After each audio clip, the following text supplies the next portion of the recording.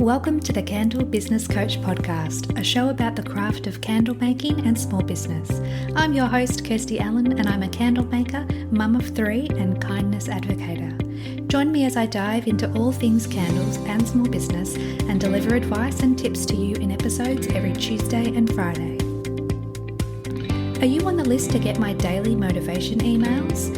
Every day I'll send you a message that is designed to help keep you focused on taking action toward your goals.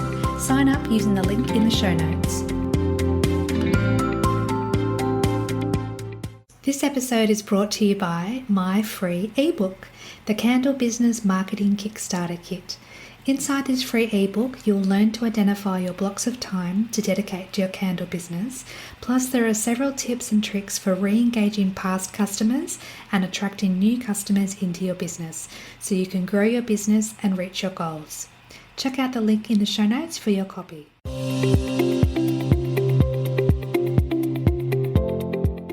Welcome back to the podcast, my friend. With me on the show today, we have a very special guest joining us to talk about growing confidence in the kitchen and how it relates to being confident in other areas of your life, including your candle business. So please join me in welcoming the lovely Lou to the show. Lou, would you like to say hello to the listeners? Hello. Hello, everybody. And for those that don't know you, would you like to introduce yourself and tell us a little bit about what you do? Well, my name's Lou and I'm a kitchen coach. I used to be a caterer, so I had a catering business in Sydney and I used to sling salads all over Sydney. And through my time doing that, it just occurred to me how much we all need, especially when we're busy women, we're driven, we have passions, how easy it is for us to forget to feed ourselves. And I was in this same camp. I was so busy feeding everyone else that I kind of forgot to feed myself. So I've been a caterer and now I'm in the space of teaching people to cook and, well, not so much cook because we all know how to cook a little bit, but how to string together what you know from following recipes and also fill the gaps of what you don't know. And essentially what I love to do is teach you how to cook without a recipe. But that's my little spiel.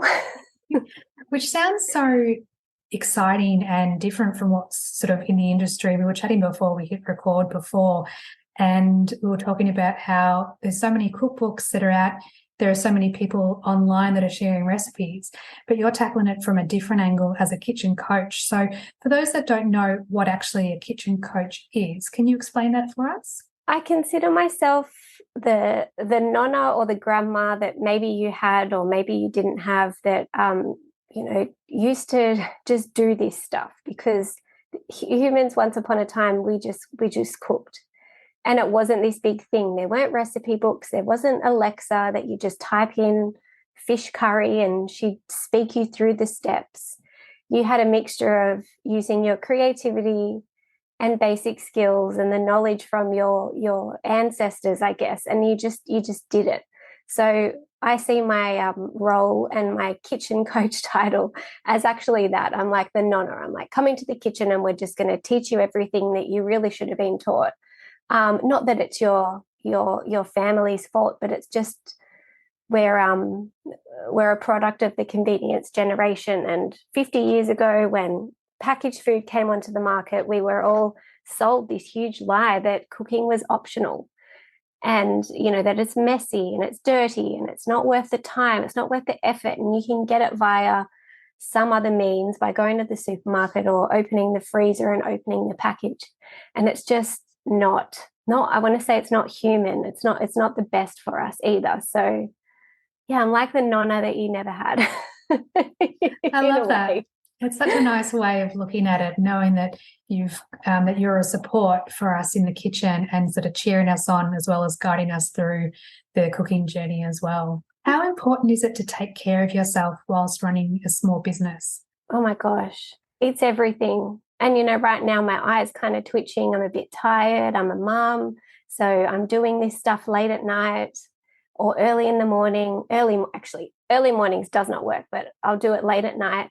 And when you're so passionate about something, you can just run on those fumes. And when I was starting my catering business, I worked full-time as an event manager. So I had the full-time work I had a nightly event-ish, maybe like 2 per week.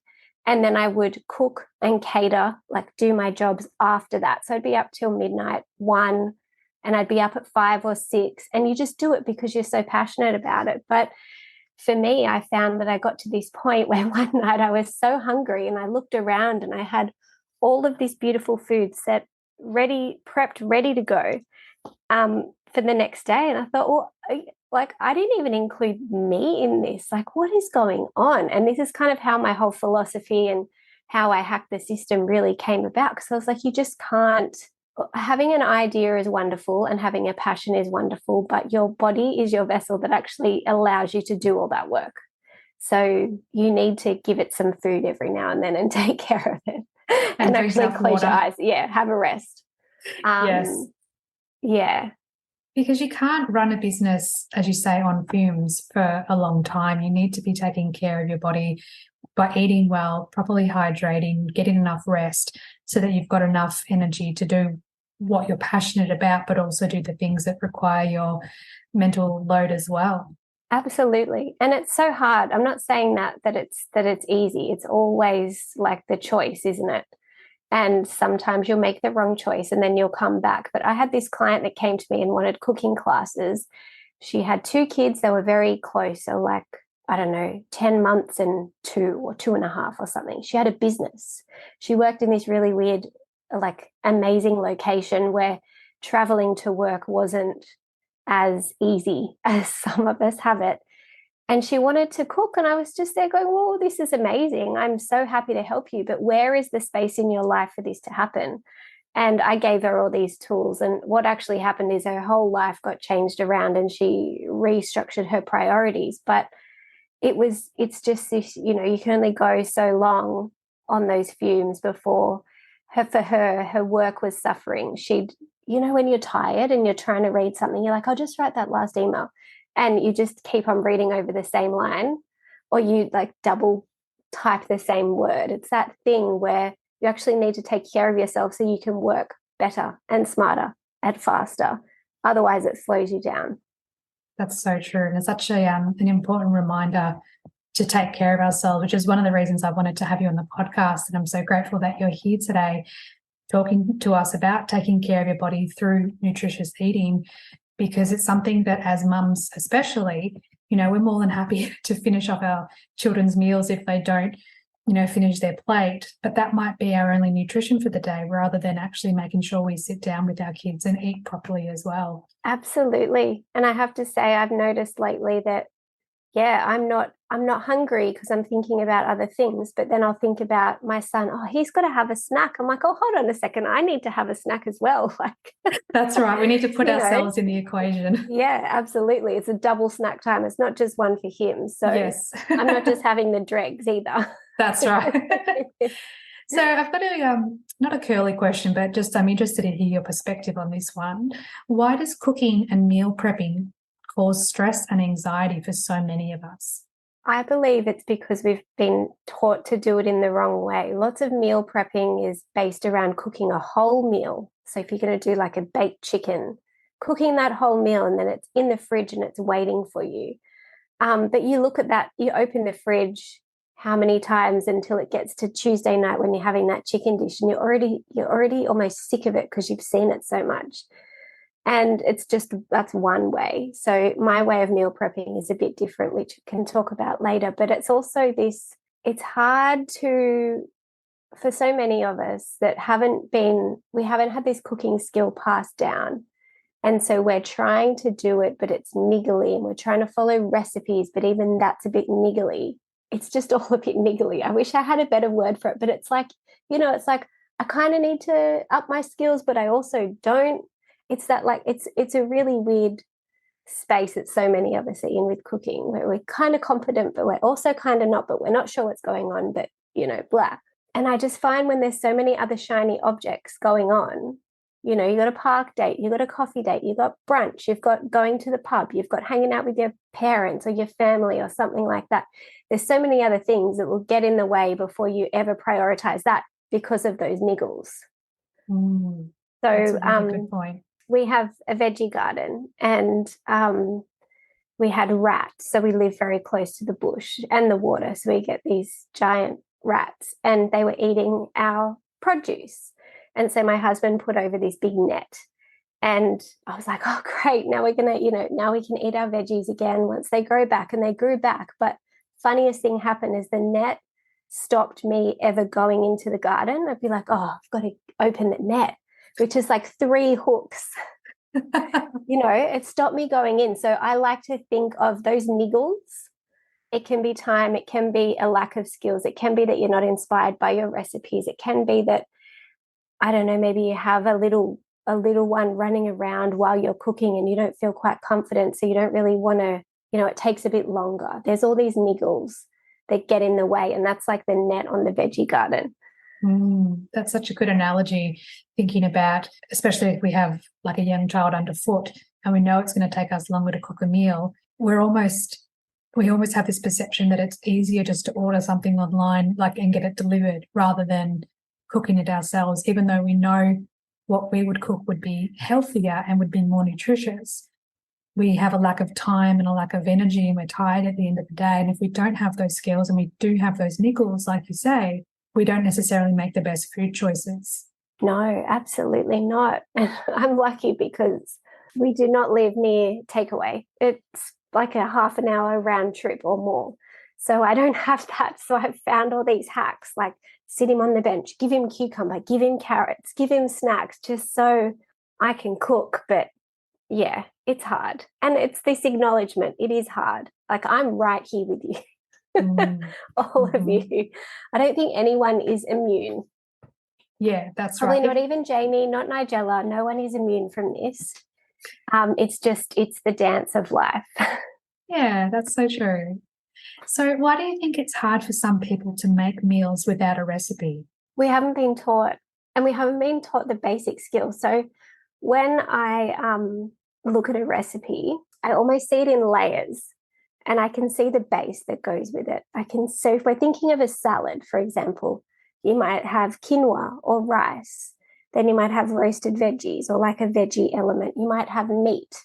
So that could be whatever your meat choice is, or it's like a plant-based option. So chickpeas, lentils, halloumi, feta, something like that. And I just see it in these layers, and then the layers get spun around. It's almost like a culinary poker machine. Where it can just change, and then you don't even need a recipe. I don't know if this is just because I'm a visual person or it makes sense to anybody else, but this is the way that I see it, and this is the way that I teach it. But we're not ever taught to think. We've been trained into following recipes, and I have recipes on my website. I've learned to cook via recipes. I do not have a problem with recipes per se. However, your Tuesday night meal doesn't need to be a recipe dish. And there's a way for you to just be able to get some chicken legs, get some rice, get some broth, get some spices, throw it all in a pot, put it in the oven, and let the oven do the work. But because we don't understand the rice element, we don't understand the broth element, we don't understand the chicken element, we don't understand the spices or what spices we should use or how much, it just all becomes very confusing. So we find that we need to follow a recipe, and then we're following every step by step by step so perfectly. And this is speaking from experience. It used to take me 3 hours to make a batch of corn fritters, not even joking. And I find the more that you follow recipes, the more that you refer back, the less confidence you have, the less you trust yourself, the less you allow your creativity to come forth, the less you will question what you're doing. So if you're adding lemon, how much lemon should I add? Should it be 2 tablespoons or 1 tablespoon? How much salt? Should I just have a taste test right now? So many people don't taste test their food. And it spirals from there. And then add in, if you're a parent, you serve up this dish and you've already had a hard day and you've wrangled the toddler and you've had them on the kitchen bench and you're stuffing cucumbers in their mouth and trying to distract them. You finally make this meal, and then you put it down on the table, and all the mini master chefs in your family are like, just flinging out the compliments and their critiques. And you're like, oh God. And then it adds to it. It's just fuel on the fire, and it makes you doubt yourself. It makes you question yourself. It makes you hate it. And, you've got to do it for the next meal and the next day forever. Yeah, exactly. Yeah. I mean, what a wonderful place to be, right? Yeah. And we already have so many different mindset challenges and hurdles in other areas of our life. And then to face this seemingly insurmountable challenge of what to cook for dinner tonight that's going to appease everyone's palate, no wonder people's confidence are knocked down, because there are so many elements to it. And if you're not feeling like you've got the skills and you don't have the time to upskill, it can be quite challenging. Absolutely. So I have some hacks. So if I'm serving something that might be a little bit controversial, my husband loves bacon, so I add bacon, or I serve it with sourdough, or even a cheese toasty, even better, one layer better. And then it's like, here's this, but also here's this. And I'm trialing this out.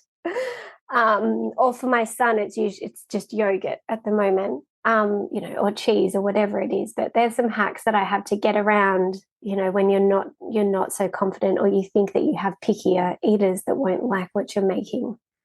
Interesting. I'm going to write those tips down. I like that. Why do you think it's necessary to grow your confidence when making meals? Well, do you want the niggles to stay around forever? And you're probably listening to this going, oh yeah, I've got a niggle. But we cook 1,049 meals a year on average. And that works out to be, so say the average person cooks for about 40 years of their life-ish. Oh, wow. That's about 43,000 meals that you're going to cook over the course of your life. So how do you want those meals to go? Because even 1,049, so if we think we're going into 2023, you're looking down the barrel of feeling a lack of confidence, uninspired, like it's a chore, like it's work, never really loving it. Maybe you're never really loving what you cook either, like you're just kind of having mediocre meals. That to me sounds very bleak. Yeah, you're right. And worthy of working on, especially when it's something that you do every day. So it's like the, bad pair of shoes that you have and you wear them to work once and then you come home and you think, oh, I'm never wearing them again. Like cooking can be that bad pair of shoes for so many people, where all you need to do is just swap them. And I think that's the best thing about cooking, is that the way that I teach it, is just because we're so focused on this recipe and so looking inward, we're not even paying attention to our surroundings. So once you bring your head up and you look around and you're noticing the sights, how the chicken's browning, what sizzle is going on, is it smoking? Like, is the pan smoking? And you start paying attention to what you know already, along with the cues, and then using your taste buds.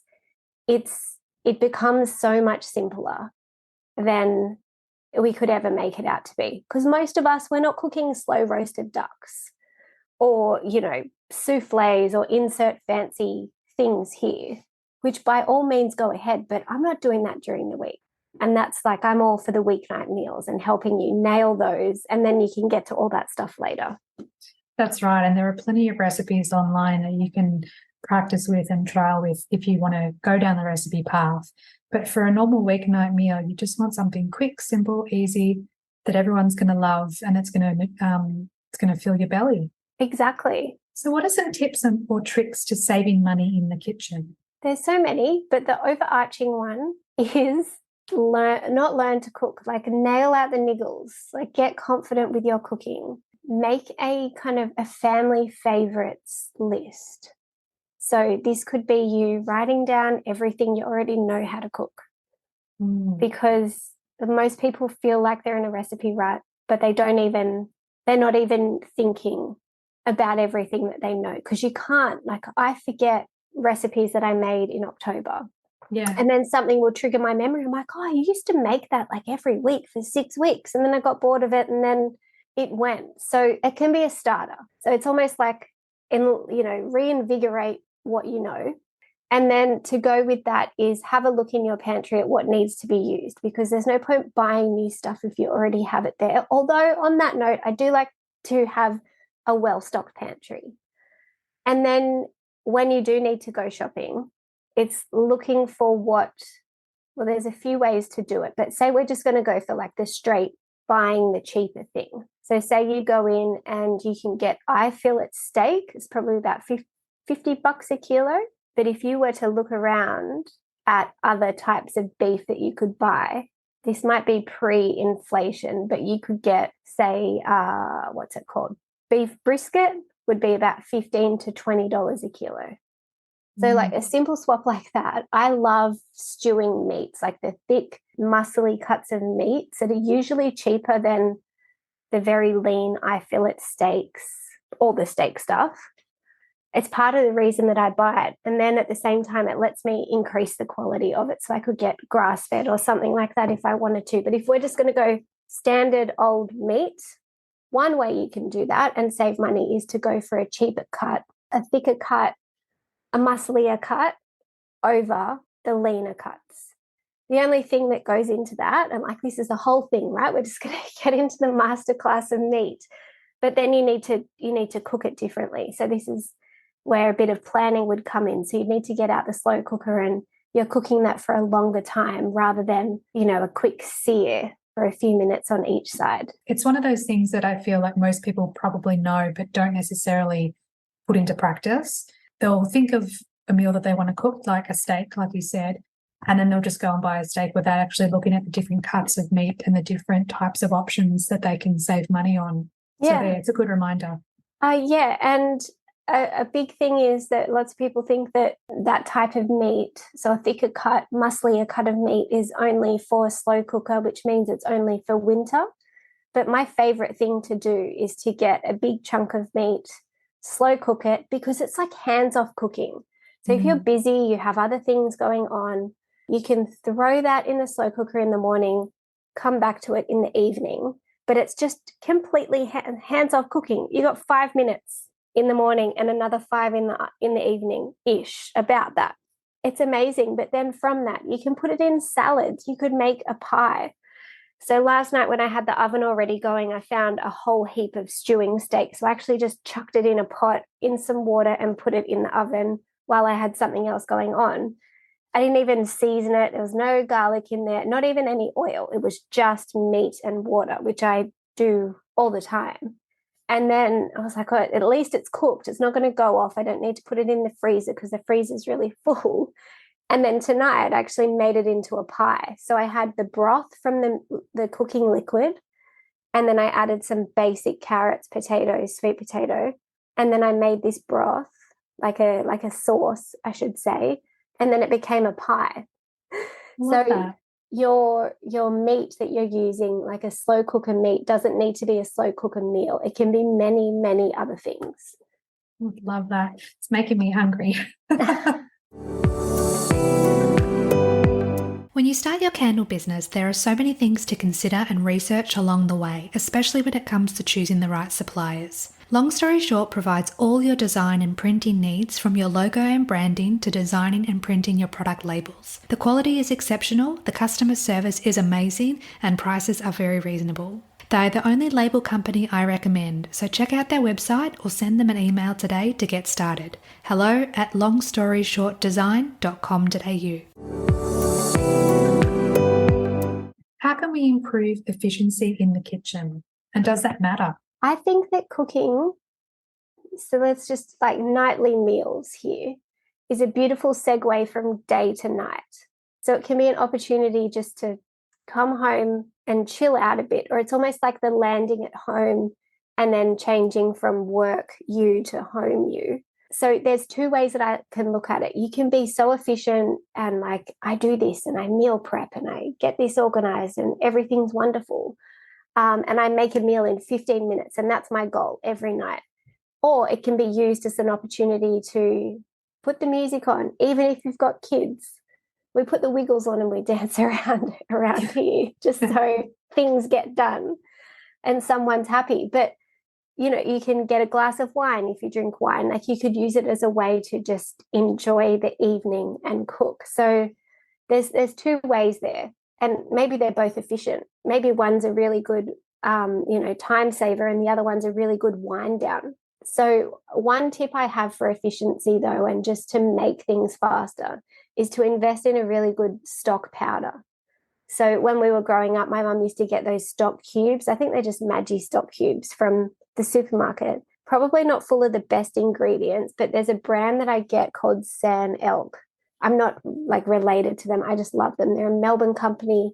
She's just a mum. She's got a few kids, and she just makes this most amazing high quality stock powder that I've seen on the market anywhere. And just a teaspoon of that and add it to your meal. So it's almost a soup. If you had water and you add the stock powder, you have soup. You could also add this to your rice to make it taste amazing. You could add it to, even if you were, say, the slow cooked beef that I did last night, I could add a teaspoon in there. It tastes amazing. So this is one way where I take the pressure off me making my food taste amazing. This is just one way that you can add your flavor to a meal without needing all the effort from you.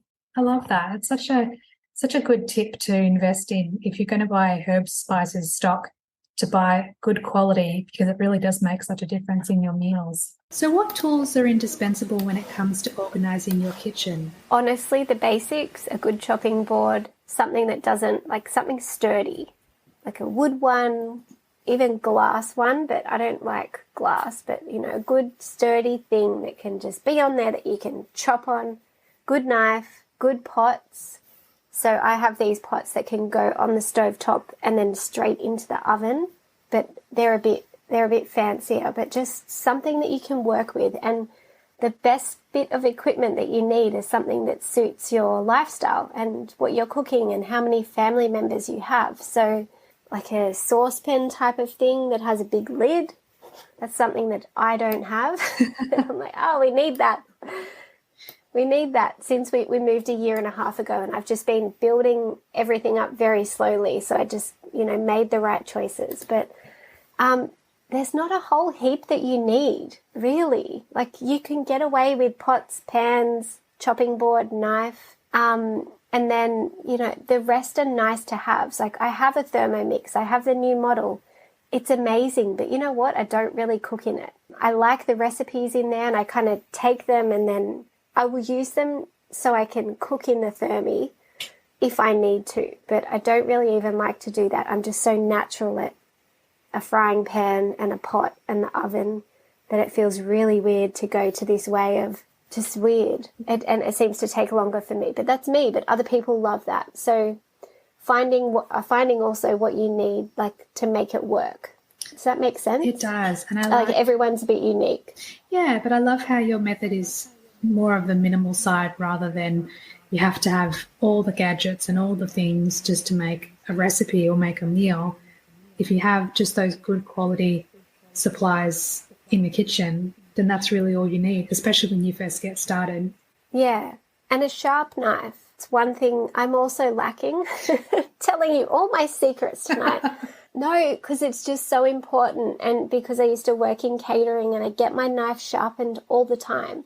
And we also lived, in the city almost. So there was the knife sharpener was there every second week, so I could get our knife sharpened.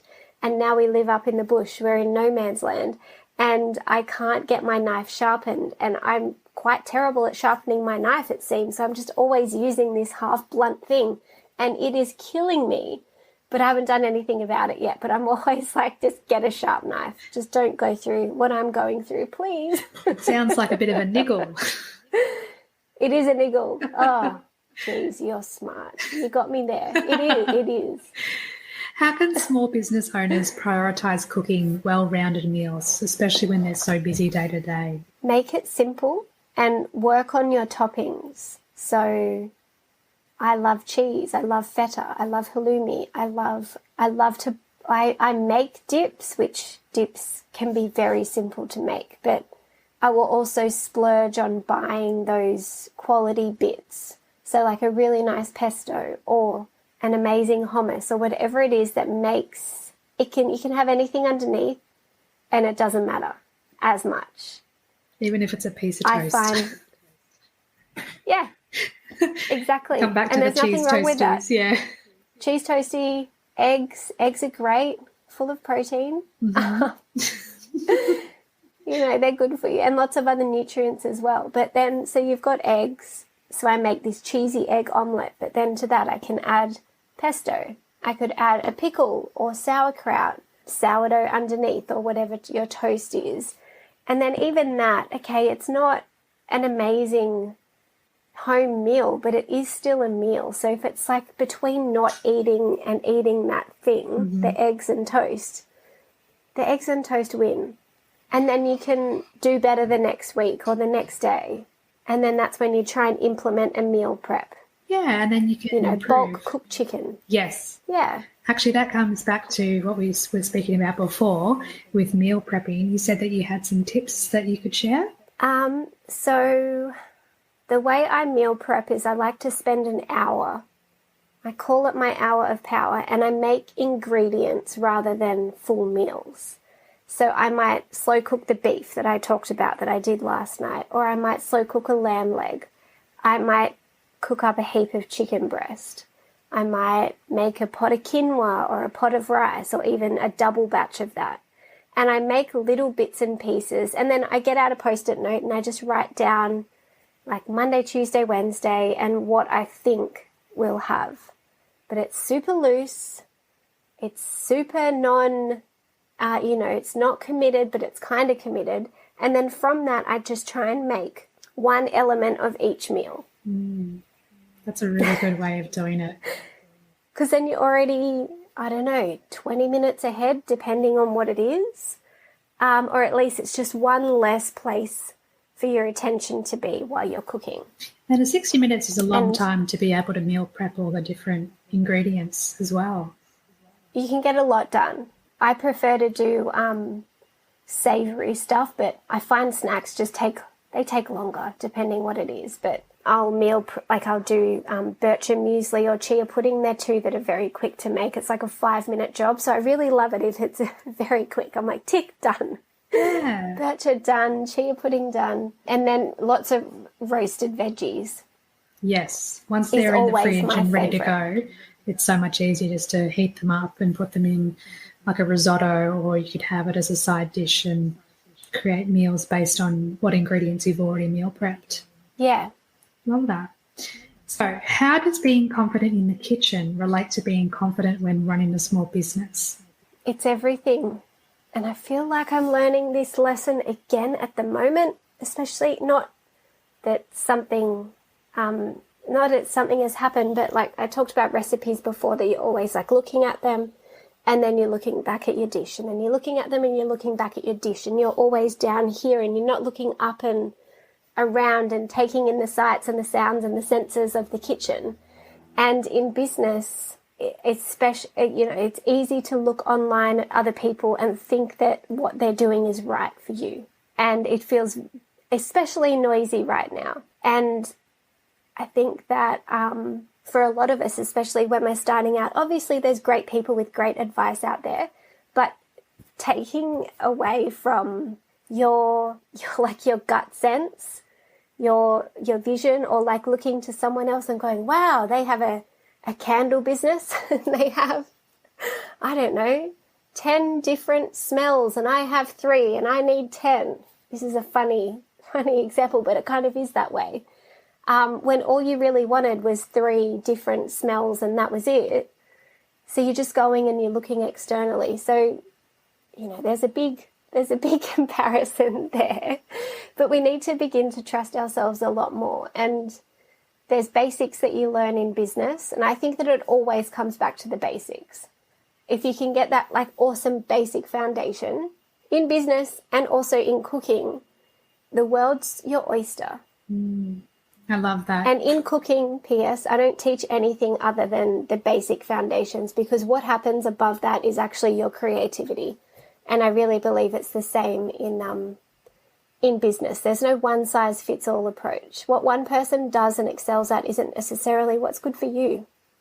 And that comes back to being in business as well and looking at other people's like Instagram profiles, for example. It's so easy to get caught up in that comparison and think that what we're doing isn't enough, when really, if we listen to our own intuition and we listen to what is true to us, as long as we follow our own path and not compare ourselves to others, and this goes in the kitchen as well, do what feels right for you, expand your horizons by pushing your boundaries a little bit, trying new recipes or trying new ingredients.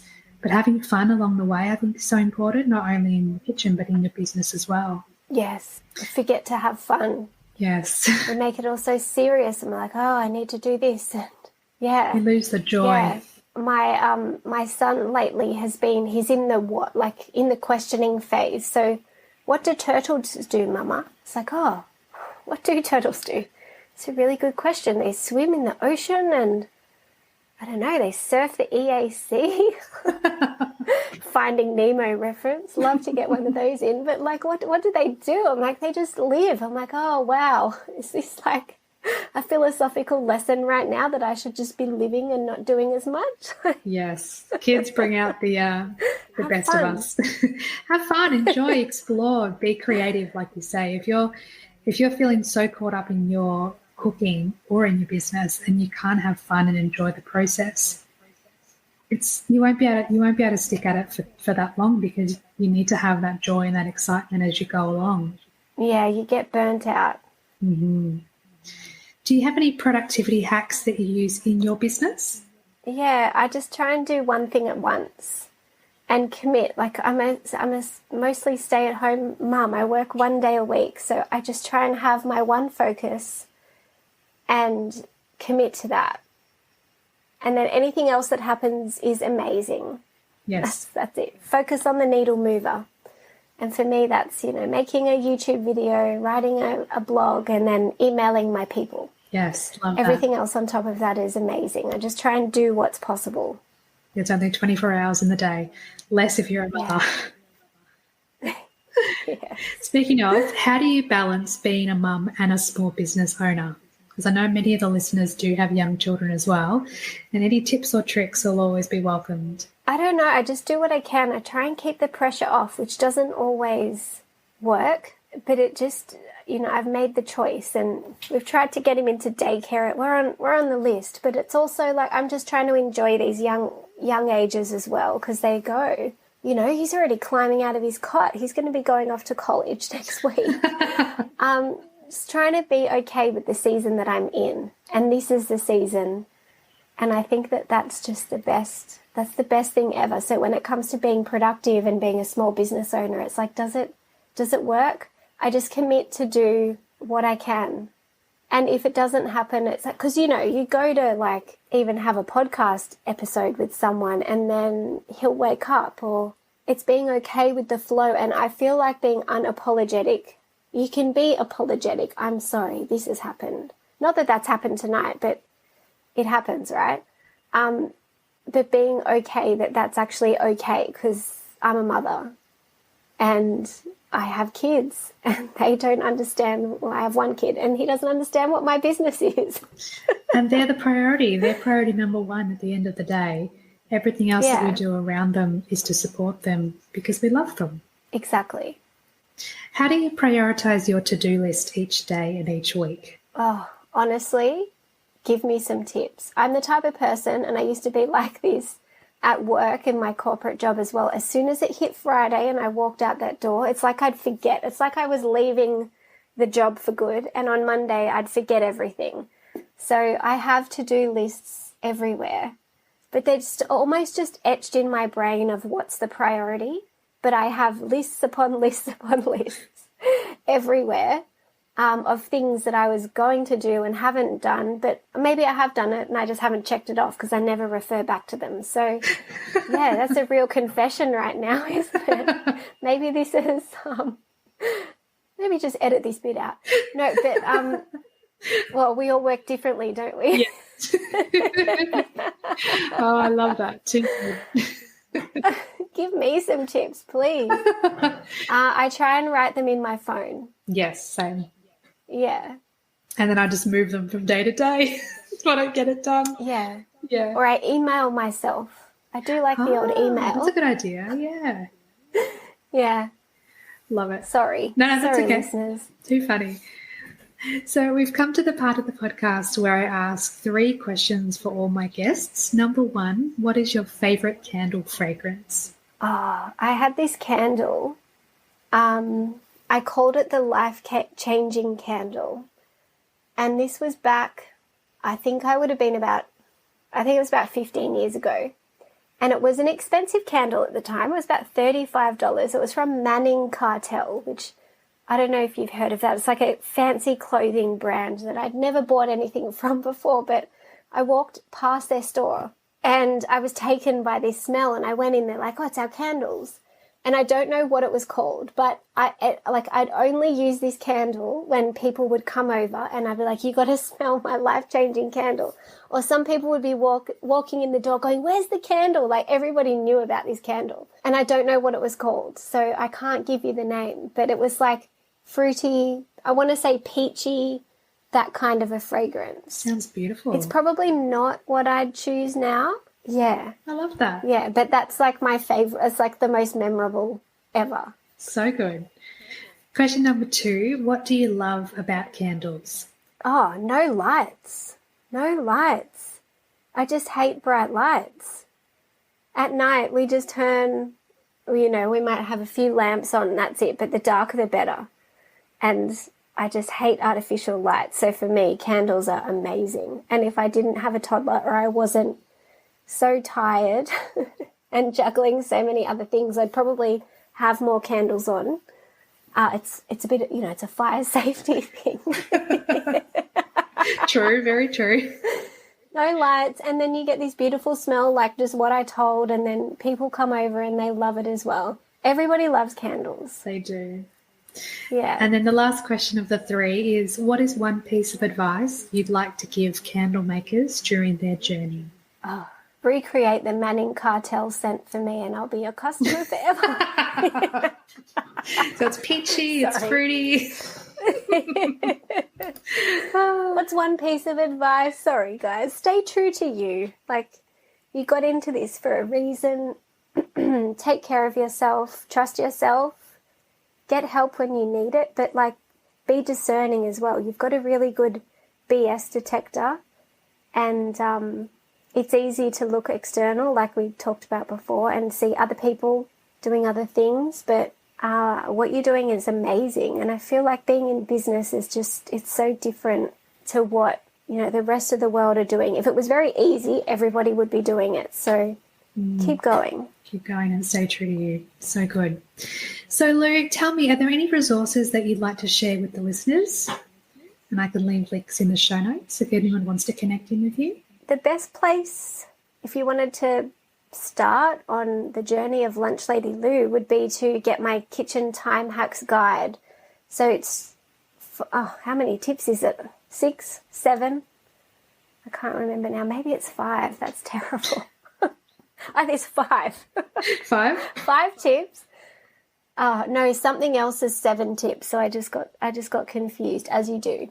5 tips to help you hack your time in the kitchen. Over 5 days. So it's just 1 tip a day that's actionable, and over a week you could be a completely different cook. I love that. Or at least a bit more organised. So that's at lunchlady.com.au/hacks. Perfect. And are you on Instagram as well? I am Lunch Lady Lou.